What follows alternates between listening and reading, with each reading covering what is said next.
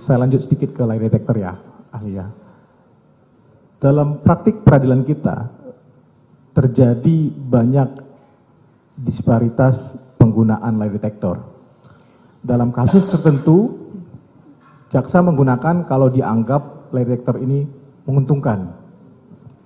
Dalam banyak kasus juga, lie detector hasilnya sering tidak dipakai, bahkan mungkin disembunyikan. Izin Bapak Ketua Majelis, terkait dengan pertanyaan penasihat hukum ini, sudah menjudge terkait dengan yang diperdebatkan selama ini. Kalau mau menanyakan masalah soal lie detector, tentu harusnya penasihat hukum jangan masuk kepada persoalan seolah-olah jaksa memanfaatkan itu. Karena itu memang kita hadirkan untuk sebagai bahan pembuktian kami. Jadi tolonglah, nanya sesuai dengan keilmuannya dialah. Terima kasih Bapak. Ya, silakan ganti pertanyaan, saudara penasihat hukum. Kalau begitu saya ganti sedikit, majelis. Santai Pak Jaksa. Baik, atau gini, saya ganti biar Pak Jaksa tenang. Bagaimana sebenarnya posisi lie detector ini dalam sistem peradilan pidana kita, baik di KUHP yang sekarang atau nanti di KUHP yang sedang juga lagi digarap oleh pemerintah ini, di mana akan diletakkan posisi lie detector ini dalam SPP kita, sistem peradilan pidana kita, ahli? Tadi sudah saya singgung sedikit bahwa ada perbedaan pemahaman tentang di mana posisi lie detector itu dalam konteks pembuktian.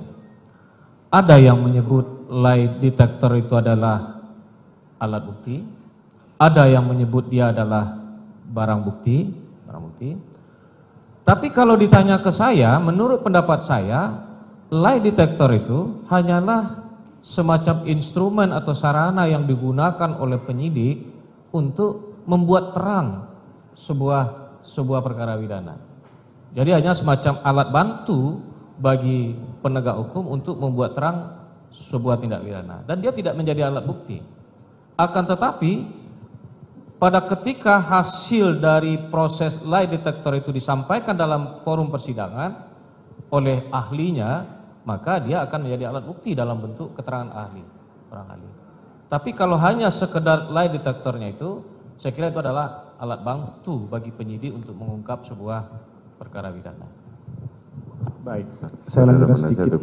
Waktu saudara tinggal satu lagi 30 menit. Satu saja.